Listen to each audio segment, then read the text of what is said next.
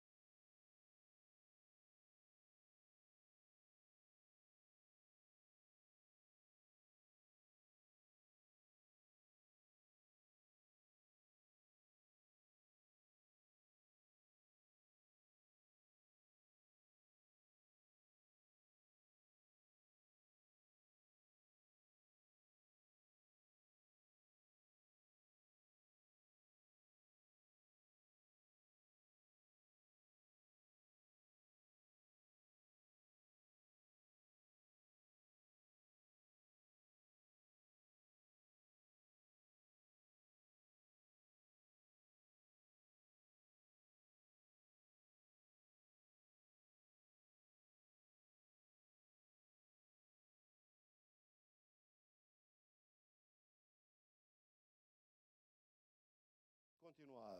As pessoas que estão envolvidas no contexto da espiritualidade, e quando eu digo as pessoas, somos nós todos. Nós viemos aqui todos hoje, nesta manhã, num contexto da espiritualidade. Amém? Nós viemos aqui para quê? Viemos aqui para adorar a Deus, viemos aqui para fazer culto. Nós às vezes perdemos com as palavras, nós viemos para cultuar a Deus. E cultuar a Deus é adorá-lo, é louvá-lo e é ficarmos receptivos para ouvir a sua palavra. Não é o que eu digo, é a palavra de Deus. Porque a palavra de Deus é sempre fiel e verdadeira. E eu nem sempre, eu corro o risco de nem sempre ser fiel à palavra. Porque há um elemento humano que opera em mim. Os irmãos estão cá. Eu sou uma pessoa como qualquer outra. O facto de eu ser pastor não me deifica. Não faz de mim sobrenatural, não faz de mim especial. Faz de mim apenas um canal, um meio que Deus usa e que Deus chamou para comunicar, para realçar alguma verdade da sua palavra. Simplesmente isso. Então, as pessoas que estão envolvidas no contexto da espiritualidade tendem a perder um pouco, ouçam, tendem a perder um pouco a capacidade de ponderar, refletir, analisar e entender que nem sempre o que está a acontecer num determinado ambiente tem a ver com Deus ou mesmo com forças sobrenaturais. O que é que eu quero dizer com isto? Mas eu quero dizer que às vezes geram-se ambientes no culto em que as pessoas ficam maravilhadas. Eu não estou a dizer que às vezes não é Deus que está a operar, mas quero dizer que muitas vezes o que está a operar é apenas o emocional, não é o sobrenatural. E há pessoas que são especialistas em mover as emoções, em lidarem com as nossas emoções, para nos levar a um ponto em que nós ficamos maravilhados, mas nada acontece. Deixem-me dizer qual é a diferença. Quando o que acontece num culto é emocional, quando chegamos à porta acabou tudo. Quando o que acontece num culto é espiritual, nós vamos para casa com isso a trabalhar na nossa vida. Porque aquilo que o Espírito Santo faz não acaba ao sair à porta. Mas infelizmente, e eu falo com toda a clareza, infelizmente, hoje a maioria das coisas que se fazem são emocionais. Nós usamos recursos, irmãos, usamos recursos. Deixem-me pôr aqui e com todo o respeito pelo louvor, temos um louvor muito bonito. Mas nós hoje valorizamos mais a música, achamos que é na música que o Espírito de Deus vem, que o Espírito de Deus opera, que o Espírito de Deus faz. E eu quero-vos dizer aos irmãos, a música pode ter tanto poder para nos levantar como para nos destruir. E a Bíblia fala disso. Vocês lembram-se quando lá os companheiros de Daniel, quando o rei Nabucodonosor levantou a estátua e mandou que toda a gente adorasse, antes de adorarem, o que é que aconteceu? Diz que todos os músicos do reino começaram a tocar. A música moveu um estado de emocional nas pessoas que elas levaram a fazer aquilo que o rei queria. E nós queremos música no culto, irmãos. Nós queremos música, mas não queremos música que nos manipule. Queremos música que nos predisponha para que o Espírito Santo possa falar ao nosso coração, possa ministrar à nossa vida. Nós não queremos ser movidos emocionalmente. Nós queremos ser movidos espiritualmente. Vocês estão cá? Porque hoje, irmão, hoje há para aí uma loucura do sobrenatural, tudo isso é emocional, irmãos. É manipulação emocional sobre as pessoas. E uma delas é esta loucura das maldições. Todo o mundo está amaldiçoado, há maldições em tudo e sobre todos. E coitadinho, porque o meu avô, a minha avó, a minha trisavó, e eu já estou quase no fim da mensagem, ainda nem comecei. Mas eu volto a repetir, irmãos, muitas vezes, e em muitos lugares. Olha, deixem-me dar um exemplo.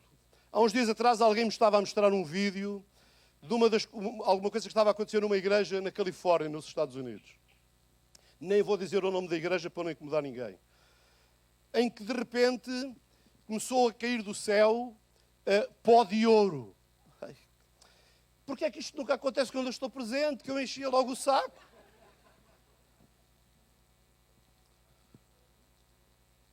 E sabem o que é que disseram? É o Shekinah. É interessante. O Shekinah nunca se manifestava de noite, nem às escuras. Era sempre de dia. De noite manifestava-se a coluna de fogo e durante o dia era... De noite era a coluna de fogo e durante o dia era a nuvem da glória, o Shekinah. E acontecia às claras. E estas coisas acontecem sempre em ambientes fechados, às escuras, apenas com luzes de efeitos especiais, e o povo vai. E eu digo assim, e tudo isto acontece perto de Hollywood. Olha, eu estava a falar para os meus alunos esta semana e estava a dizer, amigos, escrevam lá o que eu vou dizer. Os grandes teólogos vêm da Inglaterra. Os teólogos liberais vêm da Alemanha e as heresias vêm dos Estados Unidos. E vocês leiam. Tudo o que é loucura vem dos Estados Unidos. Vem de onde? Da Califórnia. Vem dos efeitos especiais de Hollywood. E nós vamos para a internet, porque hoje a maioria dos crentes alimenta-se na internet e alimenta-se mal. Come carne estragada, come peixe estragado, mas acha que aquilo é maravilhoso. Porque aquilo que nós ensinamos não respalda os vossos desejos emocionais. Porque o pessoal quer a emoção. Aleluia!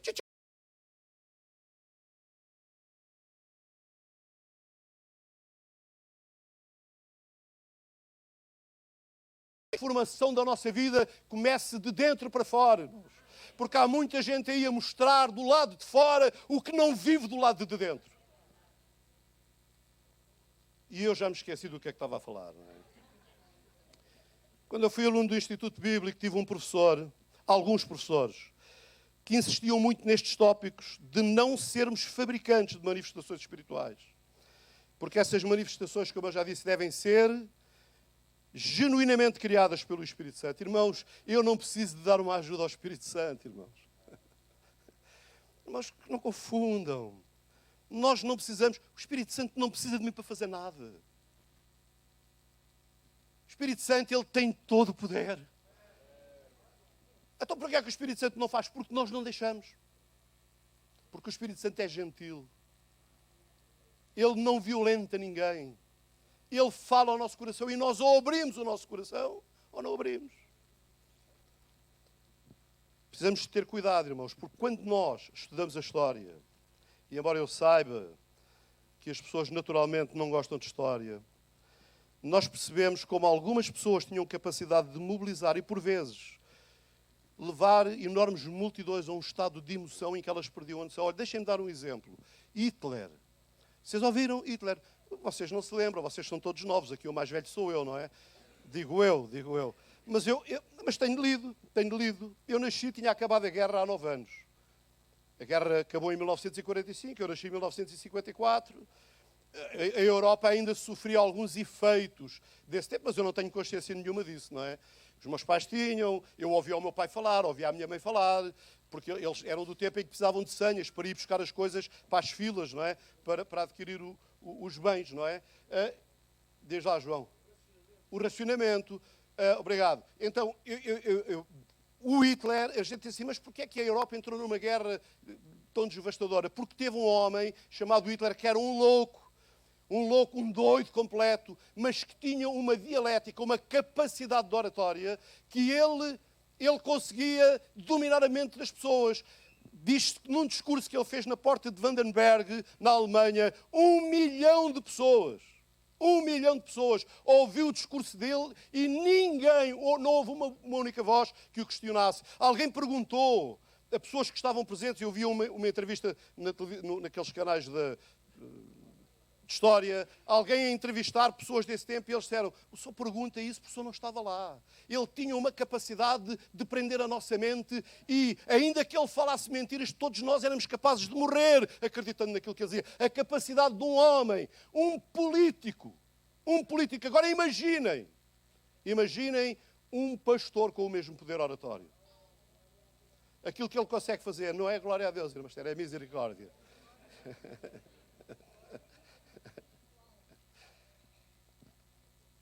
Ouçam, em 1979, deixem-me lá saltar aqui, 18 de novembro de 1978.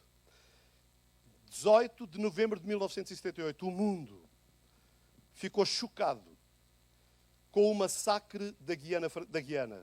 Não foi da Guiana francesa, foi da Guiana americana. Um homem, um pastor chamado Jim Jones, que tinha sido um ex-pastor da Assembleia de Deus. Ele conseguiu levar mais de 900 pessoas ao suicídio coletivo. Com o seu poder, ele disse àquelas pessoas que elas precisavam de morrer com dignidade. E a dignidade era ser elas a suicidarem-se, porque o próprio Senhor Jesus estava de braços abertos para as receber. E mais de 908 pessoas, se a memória não me atraiçoa, elas foram envenenadas com cianureto. Mas ele não se envenenou. Mas ele conseguiu levar. Eu estou a dizer isto só para os irmãos perceberem como é possível criar um ambiente de sobrenatural, porque isto é sobrenatural, irmãos, que leva as pessoas a um êxtase coletivo e que hoje é tão comum e algumas organizações promovem isso. As pessoas vêm de lá maravilhadas, mas na prática nada muda na vida dessas pessoas. Mas eu lembro-me, irmãos, quando eu me converti há muitos anos atrás, quando nós íamos para o culto, e não eram cultos especiais, eram cultos de oração, simplesmente, o pastor dizia, não, vamos ficar de joelhos para orar, o Espírito Santo descia, as pessoas eram batizadas com o Espírito Santo, e isso mudou a vida delas. Eu estou aqui hoje porque eu sou fruto dessas manifestações. E ninguém as produziu em mim, foi o Espírito Santo que as produziu, e ele produziu uma convicção no meu íntimo de que eu não abdico da palavra. Eu não me deixo levar pelo guru A, pelo guru B, tenho o nome de pastor ou tenho outra coisa qualquer. Eu quero ficar com a palavra de Deus, porque o Senhor Jesus, Ele deixou-nos a palavra para nós andarmos nela, para caminharmos nela. São exemplos fortes estes que eu citei, mas eles são verdadeiros. Há uns anos atrás, quando apareceu algumas coisas, eu não vou citar os nomes, não quero magoar ninguém, não é? Mas em privado poderei dizê-lo. Há uns anos atrás, alguém partilhava comigo, alguém que tinha saído da Assembleia de Deus e foi para uma dessas igrejas novas e ficou por lá e era uma pessoa envolvida, e como ele era na Assembleia de Deus, porque ele achava que andava à procura de alguma coisa mais sobrenatural que na Assembleia de Deus já não havia, ele foi para essa igreja. E esteve lá, teve algum tempo, envolveu-se, era fiel dizimista, era alguém ativo, até que ele percebeu que aquilo não era o que parecia. Parecia, mas não era, e decidiu sair. E quando decidiu sair, foi falar com o pastor e disse: pastor, por algumas razões eu vou deixar a igreja. E o pastor disse: o irmão vai, mas eu amaldiçoo. Ele amaldiçoou, e é uma prática dessa igreja ainda hoje. Ele disse: eu entrego à sinagoga de Satanás. Ele usou as palavras de Paulo aos Coríntios numa situação de pecado para amaldiçoar aquela pessoa. E eu quero-vos dizer, irmãos, não há nenhuma maldição que algum pastor ou algum guru lance sobre nós que tenha qualquer efeito sobre a nossa vida. Podem lançar sobre mim as maldições que quiserem, que eu não estou nem para aí virado. Porque o problema da maldição, o poder não está na maldição que o guru fala, está na cabeça de quem recebe. Aí é que está a fragilidade. E há pai muito crente, com medo, com uma mente frágil, porque se deixou levar por essas coisas. Amados, hoje, eu desejo falar um pouco sobre estas loucuras da maldição hereditária, que ainda paira sobre muitos crentes, aqui na igreja também, que vivem perturbados e que até acreditam que estão a sofrer a influência de alguma maldição do seu passado familiar. A maldição hereditária, ou familiar, ou como alguns chamam, teologia da maldição, e que teve muita força nas décadas de 80 e 90, dizia que determinada pessoa estava como estava, ou agia da forma que agia, ou sofria da forma que sofria, porque estava debaixo de uma maldição hereditária ou familiar. Este movimento, com que nós lidamos também em Portugal, alcançou muita força, particularmente nos Estados Unidos, é sempre nos Estados Unidos, e no Brasil. E porquê é que será no Brasil também? Essa é outra pregação. Os cultos de quebra da maldição, nessa altura, enchiam as igrejas porque as pessoas eram convencidas de que estavam debaixo de uma maldição. A ideia era: se estou com problemas no casamento, é uma maldição. Se estou desempregado, estou debaixo da maldição. Se nada dá certo, é porque estou debaixo da maldição. Então, vamos para o culto da libertação ou quebra da maldição, vamos orar, jejuar 10 dias e vamos quebrar a maldição e por aí fora. Infelizmente, irmãos, essa onda está outra vez aí, enganando muita gente e até muitos crentes e até muitos pastores. É perturbador ver crentes que se dizem conhecedores da palavra carregando esse medo da maldição sobre as suas vidas. Irmãos, eu já vi crentes com medo. Olha, eu lembro-me uma vez, cheguei ao infantário, e alguém tinha estado a fazer lá o candomblé, os sacrifícios atrás do infantário, e estavam lá os vasos, estavam lá as flores, estava lá o azeite, estava lá tudo. E eu cheguei, e a irmã Emília, não se está ali, está ali a Emília Ribeiro, ela disse: pastor, já viu o que é que está ali atrás? E eu fui lá e vi assim, então. E eu dei a volta, cheguei lá, e ela disse: pastor, não faça isso. Dei um pontapé naquilo, lá foi o candomblé todo dar uma volta, não é? Há pessoas que ficam intimidadas: pastor, à minha porta fizeram, ao lado do meu quintal fizeram, eu encontrei um gato morto. Já vi tanto gato morto por aí. Eles atravessam-se à frente do carro. Pronto. Que é isso, irmão? Que é isso? Deixe-se dessas coisas. Isso não tem nada a ver consigo, isso não tem nenhum domínio sobre a sua vida. Não dê lugar ao medo na sua mente. Ouçam bem, quando alguém profere palavras de maldição sobre um crente nascido de novo, ouçam bem, é possível que esse crente comece a ter alguns sintomas esquisitos, tais como ansiedade, perca de sono e até problemas familiares. Mas isso não tem nada a ver com a maldição. Não. Tem a ver com o poder da sugestão a que você se deixou levar. A sua mente foi sugestionada. O guru não tem nenhum poder, irmãos. A nossa mente é que se deixa sugestionar por isso e nós ficamos perturbados com essas coisas. As pessoas ficam sugestionadas emocionalmente e começam a pensar, é fruto da maldição. É o domínio do medo sobre a sua mente que gera esses sintomas. Esse medo das maldições familiares não tem qualquer apoio na Bíblia à luz do Novo Testamento. Já vamos ver, irmãos. Eu disse, eu vou ler muitos textos bíblicos. Eu tenho muito tempo. Eu só vou pregar às 4 horas da tarde em Mafra. Portanto, até às 4 horas tenho muito tempo. Não é? Basta-me sair daqui meia hora antes. Não é?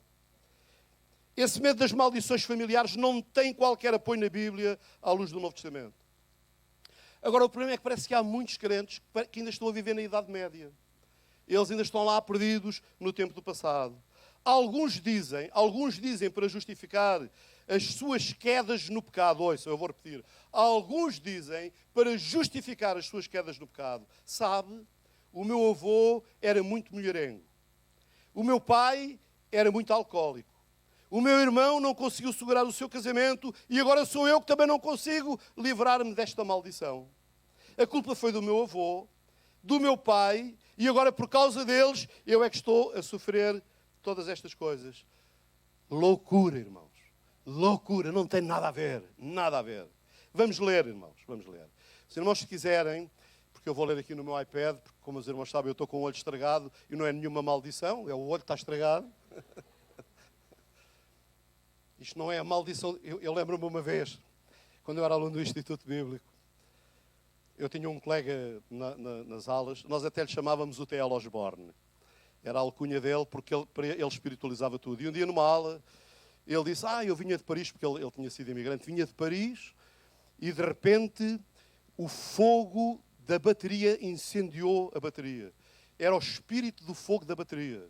E eu estava a ter aulas com o irmão Zé Carlos, está reformado, está em Trajosso, e o irmão Zé Carlos disse, irmão, desculpe lá, eu não vou dizer o nome dele.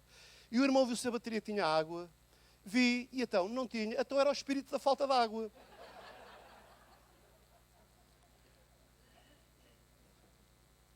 Porque nós temos tendência a pôr o demónio em todo o lado. Tudo é demónio e não é verdade, irmãos. Vamos ler a palavra do Senhor. A genealogia. Eu sei que a gente não gosta de genealogias. Isto só para explicar aos irmãos que as maldições familiares, isso é uma treta, irmãos. Isso é uma treta, não tem nada a ver connosco. Vamos lá ler a genealogia do Senhor Jesus. Mateus capítulo 1, versículo 1 a 18. Livro da geração de Jesus Cristo, filho de Davi, filho de Abraão. Abraão gerou a Isaque, e Isaque gerou a Jacó, e Jacó gerou a Judá e a seus irmãos, e Judá gerou a Tamar, e Pérez e a Zerá, e Pérez gerou a Esrom, e Esrom gerou a Arão. E Arão gerou a Aminadab, e Aminadab gerou Naasson, e Naasson gerou Salmão. Deixem-me ler. Primeiro, vou ler outra vez o primeiro versículo. Livro da geração de... Ou seja, era a ascendência de Jesus. Vocês estão cá ou não? Jesus era descendente desta geração. Estes são os antepassados de Jesus. São os ancestrais dele. Agora vamos continuar. E Arão gerou a Aminadab. E Aminadab gerou a Naasson. E Naasson gerou a Salmão. E Salmão gerou a Raab. Gerou de Raab. E Salmão gerou de Raab a Boaz. E Boaz gerou de Rute a Obed. E Obed gerou a Jessé. E Jessé gerou o rei Davi. E o rei Davi gerou a Salomão, da que foi mulher de Urias.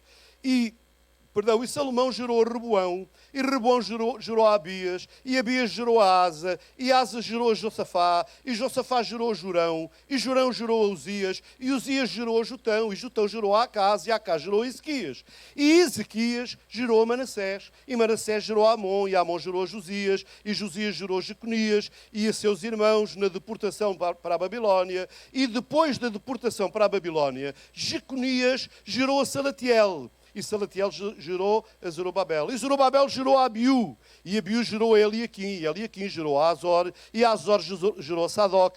Eu sei que isto é muito chato. E Sadoc gerou a Aquim. E Aquim gerou a Eliú. E Eliú gerou a Eleazar. E Eleazar gerou a Matã. E Matã gerou a Jacó. E Jacó gerou a José, marido de Maria, da qual nasceu Jesus, que se chama Amém. Eu até fiquei cansado.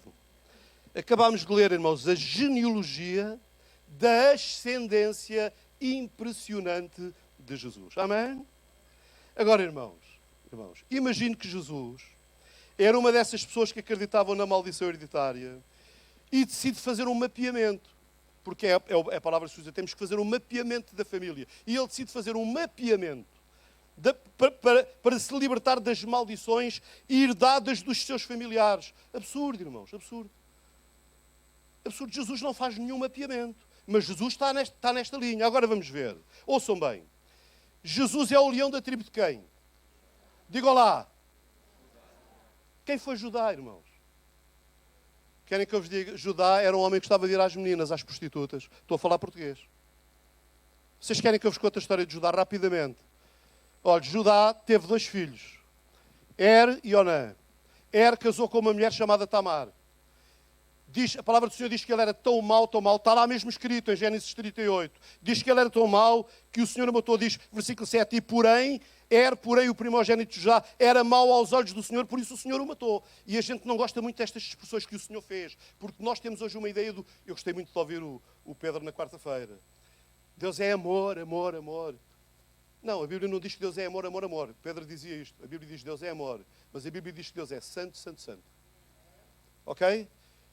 E Deus matou-o porquê? Porque alguma coisa na vida deste homem, que eu não sei o quê, punha em causa a santidade do Senhor e o Senhor matou-o. Aí Judá vem ter com Tamar e diz, olha, o teu marido morreu, mas não tem problema, porque está aqui o meu outro filho, o Onã, e ele vai-te suscitar descendência, porque era muito importante, irmãos, na cultura, não é hebraica que eu queria dizer, não é? A cultura semita, na cultura semita, era muito importante a descendência, o suscitar a descendência. Então, Judá pega em Onã e diz, olha, tu vais entrar na mulher do teu irmão para lhe suscitar descendência. Só que o Onã, que também não era grande prenda, começou a pensar, então, mas porquê é que eu hei de dar descendência ao meu irmão? E diz que ele deitava-se com a cunhada, tinha relação com ela, mas na hora da verdade ele deitava a sua semente na terra e não lhe suscitou descendência. Por causa disso, Deus matou-o também. Nós até temos uma coisa hoje que se chama, que é o pecado do onanismo. Algumas pessoas até confundem o onanismo com a masturbação, que são coisas distintas. Faço confusão, mas eu não vou entrar por aí. Não quero deixar os irmãos escandalizados com a minha linguagem, porque isto é a linguagem da Bíblia também, não é? O que acontece, irmãos? Acontece que Judá, porque Jesus é o leão da tribo de Judá, Judá vem ter com Tamar e diz, olha, eu tenho um outro filho ainda, que ainda é pequenito, mas deixa-o crescer, quando ele for grande, eu vou-te o entregar para ele te suscitar descendência. Só que o miúdo cresceu e o Judá nunca mais pensou nisso, não é? Mas a Tamar, que conhecia o sogro e que conhecia as apetências do sogro para as aventuras extraconjugais, o que é que ela decidiu? Decidiu fazer-lhe uma armadilha. Ela soube que o Judá ia a um determinado lugar com um amigo e o que é que ela fez? Ela disfarçou-se de prostituta. Porquê é que ela se disfarçou de prostituta? Porque ela sabia que o Judá gostava de ir às prostitutas. Mas estão cá ou não? Isto não está tudo escrito, mas está lá, está tudo implícito. Está tudo implícito. Os irmãos leem o capítulo 38 de Gênesis. E diz que ela armou-lhe uma cilada, e quando o Judá a viu, mulher bonita, formosa, foi ter com ela e disse, olha, dá para a gente? E ela disse, dá, mas tens que me pagar. Ah, mas eu deixei a carteira em casa, eu não trouxe o cartão de crédito, e por aí fora, aquelas coisas que os irmãos sabem, espero que não saibam, não é?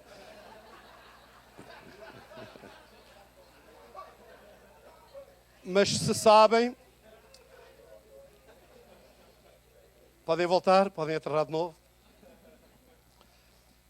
O que acontece é que ele deitou-se com ela. E ele disse, olha, eu depois vou-te mandar um cabrito. E ela disse, não. Sei lá se me vais mandar o cabrito. Deixa-me aqui penhor. Tens que deixar aqui alguma coisa comigo para que eu tenha a garantia de que o cabrito vai voltar. E ele deixou-lhe o anel, o bordão e o lenço. Deixou-lhe três coisas. Agora não me lembro quais foram, não é? Também não é muito importante. Deixou-lhe 3 coisas que faziam parte da identificação dele, da identidade dele. Bem, o Judá foi-se embora, nunca mais se lembrou do cabrito, e a Tamar engravidou e foi ter com o sacerdote e disse, olha, eu estou grávida. Quando o sacerdote ouviu, disse a Tamar: olha, Tamar, a tua nora está grávida, malandra, ela é assim. Vejam bem, Jesus é o leão de quem? Eu só estou a querer alertar os irmãos por causa das maldições hereditárias, está bem? Dessa loucura da herança familiar. Então, Jesus é ou não é o leão da tribo de Judá? Agora, o Judá, ela merece ser morta, vamos fazer e acontecer. E prenderam-na. E quando a vão buscar, ela diz: as coisas de quem são estes elementos é o pai da criança que está dentro de mim. E quando o Judá viu que aquilo era dele, caiu-lhe o queixo. Caiu-lhe o queixo. Não é? Agora, irmãos, Judá era um homem valente. Há virtudes em Judá. Judá foi um prevaricador, ele caiu, ele tinha um comportamento que não era digno de alguém que aparece na genealogia de Jesus. Os irmãos estão-me a acompanhar? Afinal, o Senhor Jesus é a pessoa mais maravilhosa que já pisou esta terra. Amém? E ele tem um depravado como Judá na sua genealogia. Mas mais, irmãos, mais. Deixem-me lá andar para a frente, que eu já andei bastante. Na genealogia de Jesus, no versículo 5, diz que Salmão gerou de Raabe. Quem era Raabe? Digam lá, quem era Raabe? Gerou de Raabe. Raabe gerou a Boaz, aquele que casou com quem? Quem era Ruth? Quem era Ruth? Moabita. Quem eram os Moabitas? Vocês lembram-se? Vocês lembram-se da história dos Moabitas? Deixem-me contar para vocês a história rapidamente. Deus destruiu Sodoma. Ló sai de Sodoma com as suas filhas e com a esposa. Na saída, a mulher de Ló olha para trás e é transformada numa estátua de sal. E Ló vai com as suas filhas viver para a montanha. Eles tiveram medo de se envolver com outras civilizações e foram. Acontece que o tempo foi passando e as filhas de Ló pensaram: o nosso pai está a ficar velhote e não há homens aqui e nós não vamos ter descendência, vamos embriagar o nosso pai e vamos nos deitar com ele. Vocês estão-me a ouvir? As filhas de Ló. E diz que veio a primeira e deitou-se com o pai, veio a segunda e deitou-se com o pai, e elas engravidaram as duas. Engravidaram e diz que uma teve um filho que foi chamado, a quem foi dada a tribo dos Amonitas, dos Amonitas, e a outra, a mais velha, teve os Moabitas. Então, irmãos, Esther, ela é fruto de uma relação, Ruth é fruto de uma relação incestuosa. Vocês estão cá. Na genealogia de Jesus não pode, irmãos. O Mateus enganou-se. Não se enganou. Não se enganou. Está lá escrito que é para nós nos libertarmos desta ideia doida de que nós estamos debaixo de maldição. Nós não estamos debaixo de maldição. Nós estamos debaixo do sangue de Jesus Cristo, que nos purifica de todo o pecado e nos liberta de todas essas doideiras que andam por aí. Vocês estão cá, irmãos. Ruth era moabita. Ela é gerada do incesto. Os irmãos leiam lá em Gênesis capítulo 19. Eu não posso ler os versículos todos. Versículos 30 a 38. História perturbadora esta das filhas de Ló. Amém? Perturbadora. Embriagaram o pai, deitaram-se com ele antes dele adormecer e engravidaram. Isto é incesto. Do incesto da filha de Ló vieram os moabitas. Imagina, irmãos. Imagine nós olharmos para a nossa família numa situação destas. Irmãos, se eu tivesse um caso destes na minha família, eu ia dizer: isto é maldição até o ano 2080. Até 2080 ninguém se liberta disto. Porque isto é grave, é dramático. As filhas abusaram do pai. Vocês estão cá, hoje fala-se muito aí de violência doméstica. Violência doméstica em extremo. Embriagaram-no. O homem não teve culpa nenhuma. Teve. Não tinha que se meter nos copos. Porque nós sempre temos uma desculpa para as nossas asneiras e para as coisas que nos chegam. Mais um caso ruim na família de Jesus. Querem mais um? Estes já chegavam, não é? Mas há um que eu não posso contornar. Não posso contornar. O versículo 10 diz, e Ezequias, irmãos, sabem quem foi Ezequias? Ezequias foi aquele rei que orou e disse, Senhor, ele invocou diante de Deus a forma justa como ele andava diante de Deus. Senhor, eu não estou preparado para morrer. E o Senhor disse, então eu vou-te dar mais 15 anos de vida. Amém? Ezequias. Também havia gente boa na família de Jesus. Vocês estão cá? Vocês estão cá? Havia ou não havia gente boa na família de Jesus? Havia gente boa e gente má. Exatamente como na sua. Você está-me a ouvir? Ou você pensa que na sua família é tudo santos? Alguns são santos, têm caruncho. Agora ouçam o que diz a seguir. Diz a seguir. Ezequias gerou a Manassés. Gerou a Manassés. E Manassés gerou a Amon. Quem foi Manassés, irmãos? Ouça, isto eu tenho que ler. 2 de Crónicas, capítulo 33, versículos 1 a 9. Quem foi Manassés, irmãos? Ouçam. Manassés foi apenas o pior rei de Israel. O pior rei de Israel e completamente dado à bruxaria. Ui, pastor, o que é isso? É verdade, bruxaria. Ele era bruxo do piorio. Vamos ler, irmãos, vamos ler. 2 de Crónicas 33, 1 a 9. Tinha Manassés 12 anos de idade quando começou a reinar e 55 anos reinou em Jerusalém.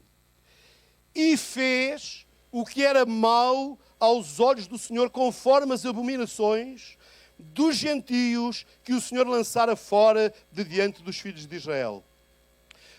Ouçam agora, porque tornou a edificar os altos que Ezequias, seu pai, tinha derrubado. Eu podia pegar nisto aqui para falar de outras coisas, mas não vou falar sobre a tendência de nós rejeitarmos o trabalho dos que vieram antes de nós. Porque o Ezequias, ele fez aquilo que era agradável ao Senhor. A Bíblia diz isso. Mas o pai achava que não, que Ezequias estava mal. E diz que ele voltou, o filho, achou que Ezequias, e voltou a desfazer aquilo que o pai tinha feito. Porque ele é que tinha a visão, ele é que tinha o discernimento, ele tinha a nova unção. Vocês estão cá comigo? Ouçam. E fez o que era mau aos olhos do Senhor, conforme as abominações dos gentios que o Senhor lançara fora de diante dos filhos de Israel. Porque tornou a edificar os altos que Ezequias, seu pai, tinha derrubado. E levantou altares aos Baalins, aos demónios, e fez bosques, e prostrou-se diante de todo o exército dos céus, e o serviu. Mas continua. E edificou altares na casa do Senhor, altares aos demónios, na casa... Ouçam, ele era um bruxo do pior, porque ele não se limitou a edificar altares, foi na casa do Senhor, ele fez abominação na casa do Senhor. Estamos a falar de alguém que está na genealogia de Jesus. Vocês estão cá? E edificou altares na casa do Senhor, da qual o Senhor tinha falado. Em Jerusalém estará o meu nome eternamente. Edificou altares a todo o exército dos céus, em ambos os átrios da casa do Senhor. Fez ele também passar seus filhos pelo fogo no vale do filho de Inom, e usou de adivinhações, e de agouros, e de feitiçarias, e consultou adivinhos e encantadores, e fez muitíssimo mal aos olhos do Senhor para o provocar à ira.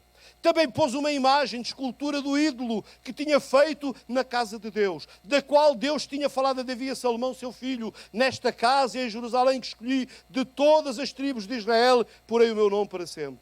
E nunca mais removerei o pé de Israel da terra que destirei aos vossos pais. Contanto que tenha cuidado de fazer tudo o que eu lhes ordenei, conforme toda a lei, estatutos e juízos dados pela mão de Moisés. E Manassés tanto fez errar a Judá e aos moradores de Jerusalém, que fizeram pior do que as nações que o Senhor tinha destruído de diante dos filhos de Israel. Irmãos, Manassés era do piorio. Vocês estão cá? Ele era do piorio. Do piorio. Ainda assim, irmãos,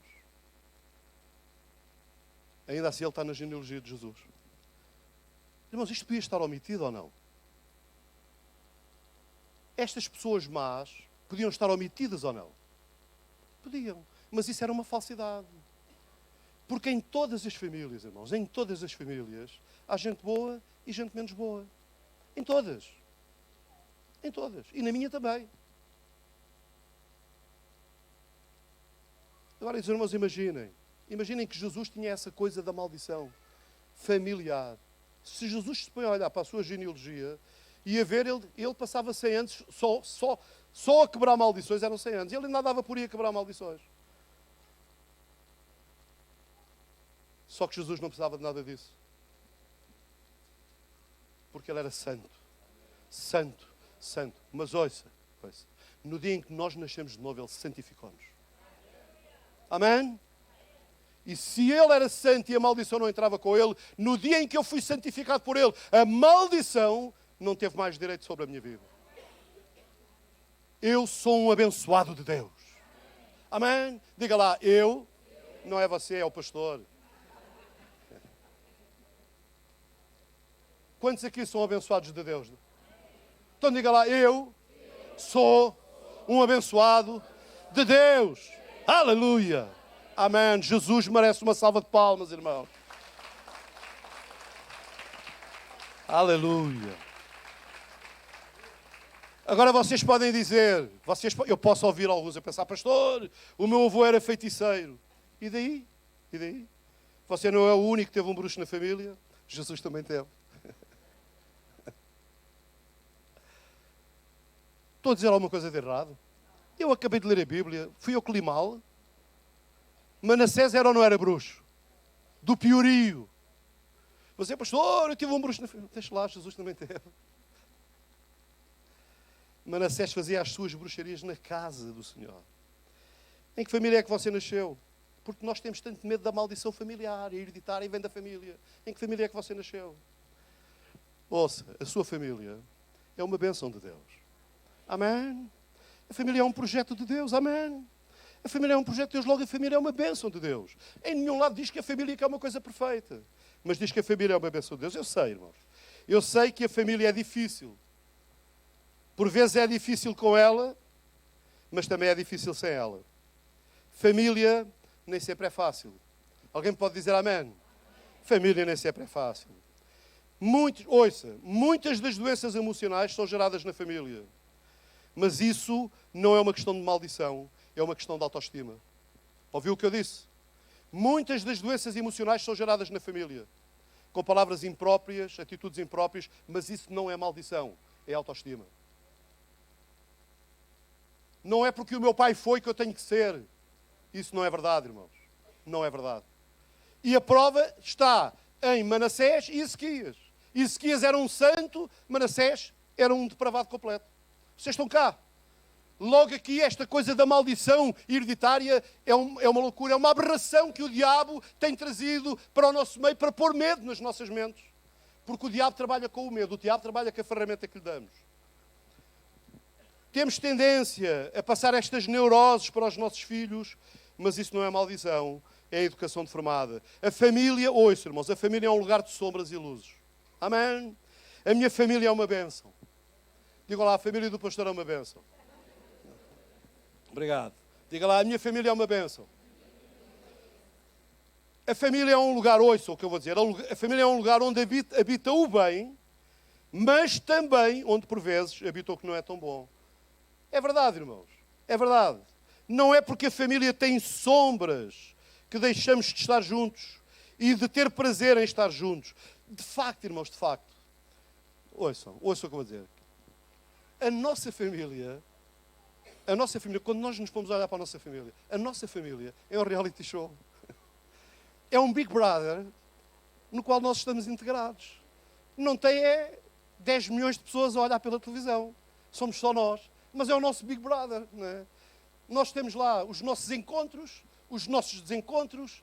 Nós lá amamos, mas lá também nos chateamos. É só o pastor. Eu sabia que havia alguma coisa de errada comigo. Mas felizmente, eu tenho uma boa autoestima. Felizmente eu tenho uma boa autoestima. Minha mulher está sempre aqui à frente. Minha mulher é o meu ponto. Está aqui. Ainda esta manhã acordámos. A gente acorda cedo. E eu ainda estava meio a dormir. E a minha mulher começou logo a falar. Pá. E eu virei para ela. E disse, filha, pá, eu estou com aquela gaveta do vazio aberta.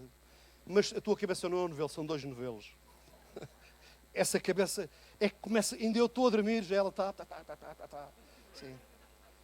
Eu digo, Senhor Jesus, é preciso muita graça. Quantos homens aqui concordam comigo? E não tem a ver com a minha mulher, tem a ver com a vossa mulher, está bem? Ok? Quantos concordam comigo? Olha, os homens com medo das mulheres, olha para isto. Obrigado, alguém que seja solidário, não é?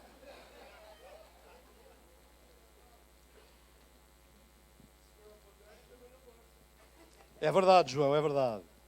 Quantos aqui podem pensar na sua família e dizer, sou um sobrevivente da minha família? Quantos constituíram a sua família atual e podem dizer que a sua família é uma bênção? Quantos podem? Amém? Mas alguns aí que têm dificuldade, todos assim, mas as maldições, pastor. Minha família é uma bênção, mas as maldições, porque nós estamos debaixo das maldições. Imagine só, se Jesus fosse alguém que fizesse a sua caminhada na vida a pensar na sua ascendência. De onde eu vim? Quem são os meus antepassados? Quantas pessoas há, irmãos, que nem sequer conhecem a sua família? Nós ainda conhecemos, podemos falar. Minha avó foi. Isso é um problema dela, não é meu. Mas quantas pessoas há que não conhecem, não sabem quem foram os pais? Muito menos os avós. Não sabem quem eles foram. Imagina que essas pessoas têm que ir à procura, porque preciso fazer um mapeamento. Não deixe-se disso. Acabe com isso, por favor. Vamos ficar assustados porque houveram feiticeiros na nossa família? Não.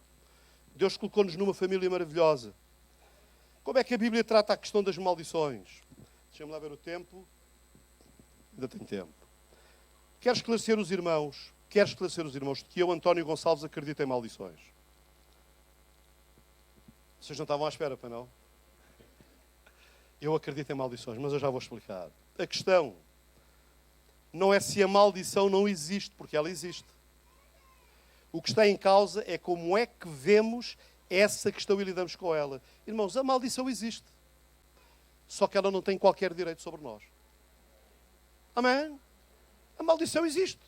A Bíblia fala das maldições. Só que ela não tem qualquer direito sobre nós. Mas mais do que isso. E eu já vou explicar. Como é que a Bíblia fala da maldição? Salmo 109, 17. Diz assim. Ouçam. Visto que amou a maldição. Que coisa. Visto que amou a maldição. Ela lhe sobrevenha. E assim como não desejou a bênção, ela se afasta dele. Amou a maldição, ou seja, deu lugar na sua mente ao domínio da maldição. Deixou-se sugestionar. O que a Bíblia está a dizer é que há pessoas que amam a maldição. 2 textos. Deuteronômio 30, versículo 15 diz assim. Vês, aqui hoje te tenho proposto a vida e o bem, a morte e o mal. A vida e o bem, a morte e o mal. O mesmo texto, numa outra passagem em Deuteronômio, no capítulo 11, versículos 26 a 32, diz: Eis aqui hoje ponho diante de vós a bênção e a maldição, o bem e o mal, a bênção e a maldição. A bênção quando cumprirdes os mandamentos do Senhor vosso Deus, que hoje vos mando. Porém a maldição, se não cumprirdes os mandamentos do Senhor vosso Deus. Ou seja, a vossa escolha vai atrair sobre vocês o bem ou o mal. A bênção ou a maldição. E maldição aqui não é nenhuma força demoníaca. É o fruto da minha escolha. Temos que escolher isto no contexto, irmãos. A maldição sobre a minha vida é as consequências das escolhas erradas que eu faço. E eu não tenho que atribuir isso ao diabo. Tenho que atribuir isso a mim mesmo. Porque fui eu que escolhi mal. Os irmãos podem continuar a ler lá em casa. É claro que muitas das nossas escolhas trazem consequências terríveis sobre a nossa vida. Mas isso não é maldição, é a consequência das nossas escolhas erradas. Eu entro num negócio ilícito e fui parar à cadeia. Eu não fui amaldiçoado, irmãos. Eu fui preso. Eu fui preso porque não fui honesto. Isso não é nenhuma maldição. Isso é consequência do meu pecado. Hoje usamos a palavra maldição para justificarmos o nosso pecado. E o que nós precisamos é arrepender-nos dos nossos pecados, deixá-los e alinhar a nossa vida com Deus. Porque enquanto eu andar no pecado, a bênção foge de mim. Porque é o que a palavra de Deus diz, é a minha escolha. Se eu escolho o pecado, eu colho do pecado. Mas se eu escolho obedecer a Deus, andar na vontade de Deus, fazer a vontade de Deus, podem vir os demónios todos, que eles não têm qualquer autoridade sobre a minha vida. Aleluia! Glória a Deus, aleluia. Irmãos, ouça bem, não é por causa das maldições que nós praticamos coisas más. Mas é porque praticamos coisas más, que fazemos escolhas más, que somos alcançados pela maldição, consequências. Ponha aqui maldição como consequências. A maldição é fruto das minhas escolhas e não das escolhas da minha família passada. Aquilo que eu possa estar a viver hoje não tem nada a ver com o meu pai, com a minha mãe, com o meu avô, com a minha avó. Tem a ver comigo mesmo. Amém? Tem a ver comigo mesmo. A palavra de Deus diz sobre tudo o que se deve guardar. Guarda. Porquê? Porque dele procedem as saídas da vida. Eu preciso guardar o meu coração para pensar corretamente, para falar corretamente, para agir corretamente, para andar corretamente. A maldição é como aquela ave, diz lá em Provérbios 27:8. A maldição é como aquela ave que vagueia sem ter onde pousar. Então onde ela encontra um sítio, ela vai pousar. É o medo. Vamos substituir a palavra maldição pela palavra medo. Há muitos crentes amedrontados. Mas aqueles sobre quem repousa o Espírito da graça não têm que ter medo algum. Visto que amou a maldição, diz lá o salmista, como eu já li. Ela lhe sobreveio. Portanto, é o que eu faço. São as minhas escolhas que atraem a maldição. E não é a maldição que me faz fazer o que eu faço. Amém? Os irmãos, ouçam claramente. Não ouçam o que eu vou dizer. Não há poder no feiticeiro sobre a nossa vida. Amém? O feiticeiro, o guru, o padre, o pastor, o bruxo, seja quem for, não tem poder sobre a nossa vida. O poder está quando nós nos deixamos sugestionar e damos lugar ao medo que toma conta de nós. O que nos domina não é a maldição, é o medo. É o medo. E nós precisamos de nos libertar do medo. É por isso que Paulo escreve aos Filipenses dizendo: quanto ao mais, irmãos, tudo o que é verdadeiro, tudo o que é honesto, tudo o que é justo, tudo o que é puro, tudo o que é amável, tudo o que é de boa fama, se há alguma virtude e se há algum louvor, nisso pensai. Amém? Nisso pensai. Nós precisamos de ocupar a nossa mente é com a bênção, com a vitória, com o propósito de caminharmos com Ele e esquecer o resto, irmãos. O que também aprendeste e recebeste e ouviste e viste em mim, isso fazei. E o Deus de paz, aleluia, e o Deus de paz será convosco. Filipenses 4, 8 e 9. Quando pensamos nestas coisas, irmãos, abrimos o canal direto ao céu. E por mais que os pensamentos malignos possam procurar lugar na nossa cabeça, eles não ficam. Eles não encontram lugar. E o diabo, os irmãos perguntam, e o diabo, pastor, e o diabo? Deixem-me contar uma história para os irmãos. Contei no domingo na Serra da Luz. Vou descer aqui assim. E o diabo matou o burro. Vocês conhecem a história? Eu vou-vos contar uma história para vocês perceberem. Diz que havia dois fazendeiros que tinham as suas hortas e um deles tinha um burro. E o burro estava preso a uma estaca para não sair da horta do seu dono. Diz que o diabo viu lá o burro e disse, vou soltar o burro. E o diabo foi lá e soltou o burro. E o burro, vendo-se solto, entrou na horta do vizinho.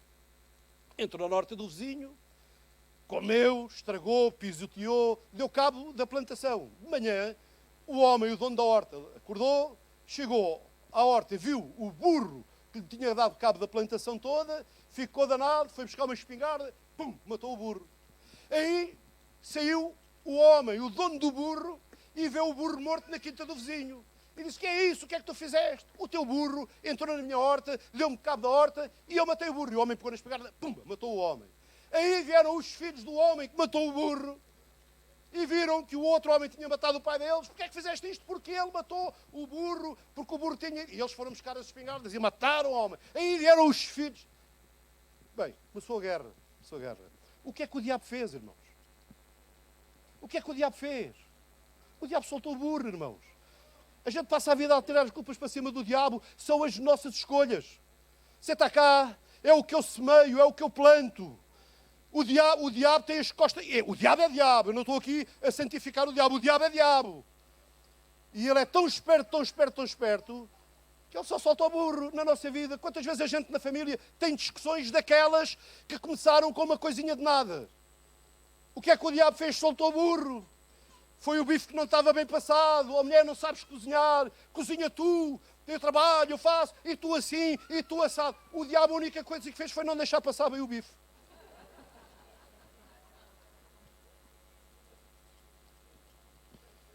É verdade, irmãos. O nosso problema é que nós perdemos tanto com estas coisas que em vez de irmos para a palavra e dizer, Senhor, dá-me a tua graça. Senhor, a tua palavra diz que a paz está em ti. Ajuda-me a ficar calado nesta altura. Ajuda-me a ouvir. Ajuda-me a compreender. Ajuda-me a não entrar nesta guerra. Temos que ver, o diabo solta o quê? Senhor, tenha misericórdia de mim. Porque algumas vezes o burro sou eu. Obrigado, irmã Esther.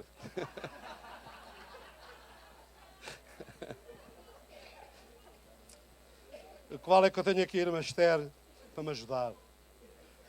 Os irmãos ouçam. Ouçam, irmãos, eu tenho que avançar porque tenho que terminar. Em João 9, vejam o que diz. E passando Jesus, viu um homem cego de nascença. E os seus discípulos perguntaram-lhe, dizendo, Rabi, ouçam bem a pergunta, porque esta pergunta não é inocente. Rabi, quem pecou? Este ou os seus pais para que nascesse cego? Vejam a mentalidade. Senhor, qual é a maldição que fez com que este homem nascesse cego? É isto que está implícito no texto, irmão. Vocês estão cá ou não? A gente tem que ler. Eles tinham essa loucura da maldição hereditária.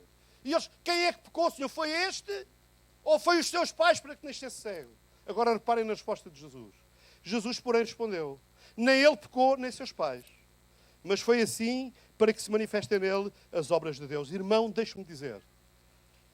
Olhe para o seu problema. Olhe para a sua luta. Olhe para a sua dificuldade. Não como uma maldição, mas como alguma coisa onde Deus quer manifestar a sua glória. Porque o propósito dele é cobri-lo no meio da sua angústia, no meio da sua dificuldade, no meio da sua tribulação. O propósito dele é cobri-lo com o seu sangue, porque o sangue ainda corre sobre nós, limpando-nos, purificando-nos, trazendo-nos vida e libertando-nos de todo o medo ao qual nós chamamos maldição. Ele curou cego, irmãos. Ele curou cego. Jesus estava a mostrar aos discípulos que os problemas nem sempre podem ser vistos como um karma familiar, mas sim como uma possibilidade da manifestação da glória de Deus. Irmãos, eu creio em maldições. Eu acredito em maldições, mas deixem-me que eu vou esclarecer. Eu acredito em maldições quando não temos uma capacidade de nos convertermos. E vocês perguntam, pastor, nós não nascemos de novo. Não, não é isso que eu estou a dizer. É de nós nos convertermos uns aos outros. É de nós nos convertermos à nossa família. É de nós termos a capacidade de ver nos outros, apesar dos seus defeitos, ver a boa mão de Deus sobre eles. É quando nós nos convertemos à capacidade de dizer, mulher, perdoa-me porque eu errei na atitude que tive contigo. Mulher, perdoa-me. É quando as mulheres se viram para os maridos e dizem, marido, certamente eu não tenho sido a esposa que tu estavas à espera, a minha vida não tem estado tão bem, mas perdoa-me. É quando nós nos convertemos que todo esse medo da maldição se desfaz, irmãos. Porque tudo isso acaba quando os pais pedem perdão aos filhos por palavras menos positivas que falaram sobre a vida deles. Quando os pais dizem para um filho, tu és um burro, tu nunca vais ser ninguém na vida. Isto não é uma maldição. Isto é uma posição de sugestionamento sobre a cabeça da criança e ela vai crescer a pensar nisso. Vai crescer debaixo deste medo. Liberta-te do medo, porque nenhuma maldição tem poder sobre a tua vida. Em nome de Jesus. Aleluia. Aleluia, mas eu espero que isto toque a vossa vida como tem tocado a minha. O tempo que eu tenho estado de volta desta palavra, andei. Ouvi, li. E eu estou nisto, irmãos. Eu estou nisto. Pastor António Gonçalves e o diabo. O diabo solta o burro. Diga lá para o irmão que está ao lado, irmão. Diga assim para o irmão. Irmão, maldição? Que é isso? O diabo só solta o burro.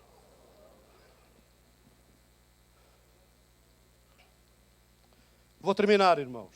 Vou terminar. Quando não nos convertemos aos outros, então nós ficamos debaixo da maldição da nossa escolha. A maldição da nossa escolha. Malaquias, capítulo 4, versículos 5 e 6. Estes versículos são muito interessantes. Eu vou despir o casaco. Sim, estou a escorrer.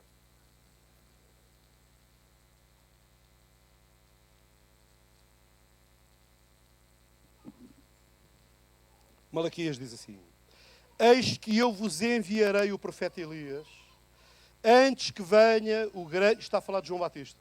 Antes que venha o grande e terrível dia do Senhor. E ele converterá o coração dos pais aos filhos. E o coração dos filhos, para quê, irmãos?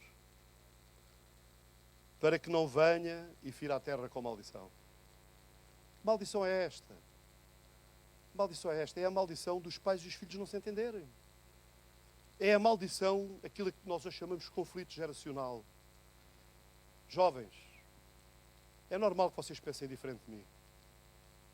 Até é possível que vocês saibam mais do que eu. É possível. Mas vocês não têm a maturidade que eu tenho e não têm a experiência que eu tenho e vocês têm que respeitar. Vocês têm que respeitar o vosso pai. Vocês têm que respeitar a vossa mãe. Eu sei que vocês dizem, os meus velhos estão cotas. Estão cotas, mas são os teus pais. E tu tens que os respeitar. Porque quando tu não respeitas os teus pais, tu estás a trazer consequências más sobre a tua vida. Chama-lhe maldição, chama-lhe o que quiseres. Eu chamo-lhe a isso má educação. Má educação. Vocês estão comigo?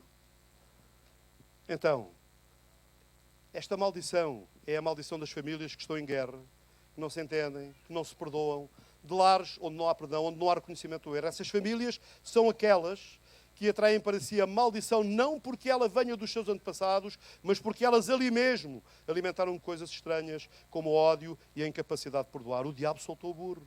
O diabo solta o burro, é o que ele faz, ele apenas faz isso. E termino mesmo, irmãos. Os irmãos podem perguntar, pastor, e nesta manhã o pastor não vai fazer uma oração para quebrar as maldições? É claro que não vou mesmo. É claro que não vou mesmo. Mas eu quero fazer uma oração. É por aqueles que têm medo, cujas mentes vivem aprisionadas pelo medo.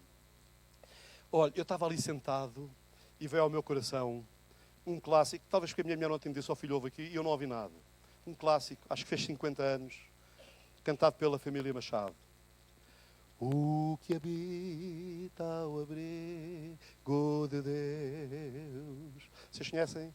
Certamente muito feliz estará. Anjos o guardarão para sempre. E seu pé nunca vacilará. Eu vou esperar pelo Zé Carlos, está bom? Ouçam, antes de eu orar. Ouçam. Aquele que habita no esconderijo. Vamos ler, irmãos, vamos ler. Porque são vários versículos que eu quero deixar para os irmãos. Salmo 91, versículos 1 a 7. Ouça. Maldição. Diga lá comigo. Diga lá assim. Maldição. Que é isso? Ouça o que a palavra de Deus diz. Aquele que habita no esconderijo do Altíssimo, à sombra descansará. O que é que nos rouba o descanso? O medo. O medo. Direi do Senhor, Ele é o meu Deus, o meu refúgio, a minha fortaleza, aleluia, e nele, porque Ele te livrará do laço do passarinheiro e da peste perniciosa, Ele te cobrirá com as suas penas e debaixo das suas asas te confiarás. A sua verdade será o teu escudo e broquel. Ouçam, não terás medo do terror da noite, da bruxaria, do candomblé, da feitiçaria. Oh, pastor, a namorada do meu marido. Porque isto acontece. Ouça, eu sei o que estou a dizer. Ela fez uma bruxaria contra a minha irmã, seja fiel ao Senhor. Ouça, o poder não está no bruxo. O bruxo não tem poder sobre a nossa vida. Onde está o problema é aqui, quando a gente começa a cismar nisso. É por isso que a Bíblia diz para levarmos cativo todo o pensamento à obediência de Cristo. Diz, não tenhas medo do terror da noite, nem da seta que voa de dia, nem da peste que anda na escuridão, nem da mortandade que assola ao meio-dia. 1000 cairão ao teu lado, 10.000 à tua direita, mas tu, aleluia, aleluia. Amém. Os irmãos estão cá? Quantos irmãos aqui têm medo de maldições? Quantos irmãos aqui ainda acreditam em maldições hereditárias? A única maldição que pode haver sobre a minha vida sou eu que a construo. Tem a ver com as minhas escolhas. Amém? Samuel, concordas comigo? Amém. Então vamos lá cantar este hino. Este hino, esta estrofe. Aleluia. E depois vamos orar.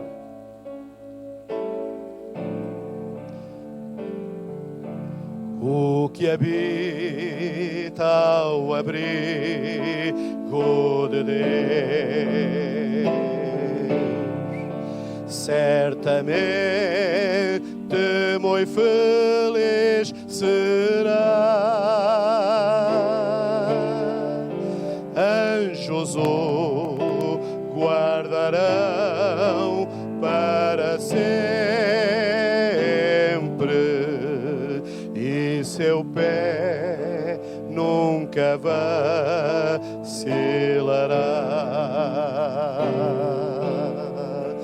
Oh, eu quero habitar ao abrigo